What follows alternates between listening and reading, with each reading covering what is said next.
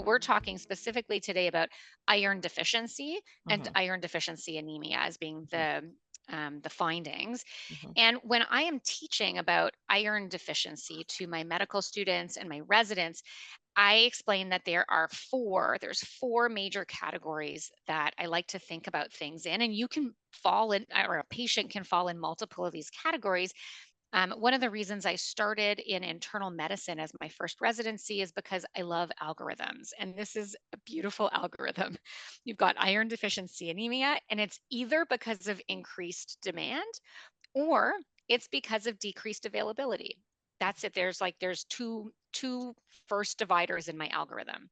mhm, If it's under the increased demand category, it's either because you have a physiologic state that requires more iron. For example, pregnancy, you need yeah, a lot of iron to get through each pregnancy and deliver the demand needed by the fetus mhm, and get through your delivery.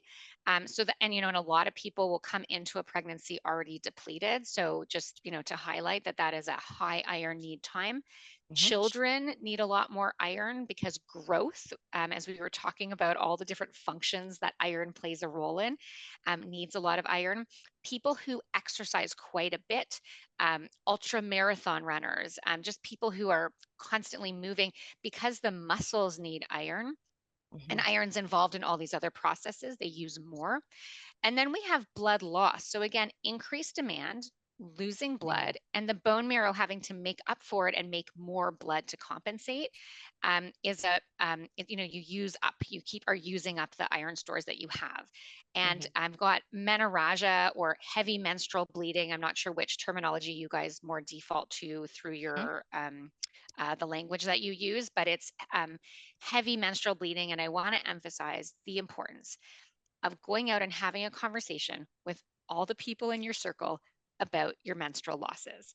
Because I don't know if you people want to say yes or no in the chat, but how many times has a physician ever said to you, describe your menstrual cycle to me?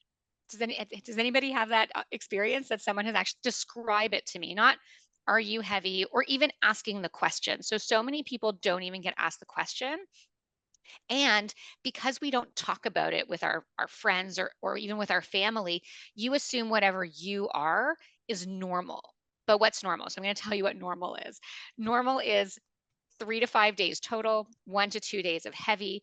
Um, Heavy is changing a pad, a tampon, every probably 3 to 5 hours, passing an occasional small clot, maybe waking one time at night to change a pad or tampon, or a Diva cup if you're using a Diva cup, maybe two fills in a day.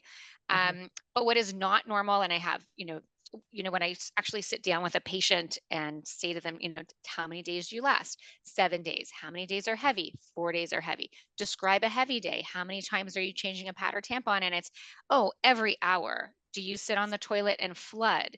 Do you have multiple big clots? Are you waking up many times at night? Can you not leave the house because you need to be near a toilet? Those are all not normal. Those are all categorized as heavy menstrual bleeding.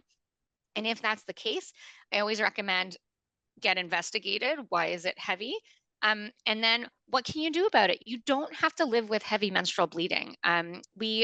I was recently at a talk by another physician who's equally passionate about um, gynecologic issues and bleeding, and her catchphrase was "bleeding is optional." We don't have to bleed every month.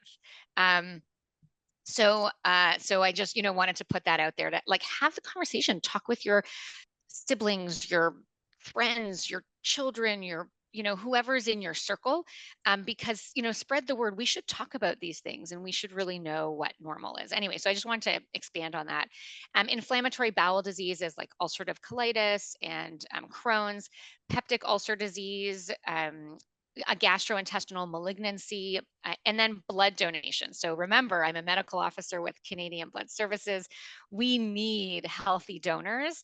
I don't know how many of you donate, but it's very rare that the primary care physician will say, "Oh, are you a regular donor in a health exam?"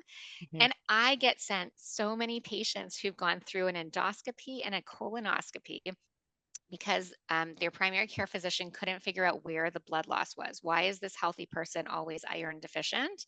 Mm. And it's because it's a person who's a staunch donor every 56 days. That's for someone identified as male. Women identified as women can donate every 84 days. It's amazing to donate blood. Just make sure you're a healthy donor. And to do that, sometimes you need to get a ferritin check to make sure that you're, sustaining your source as an incredible hero.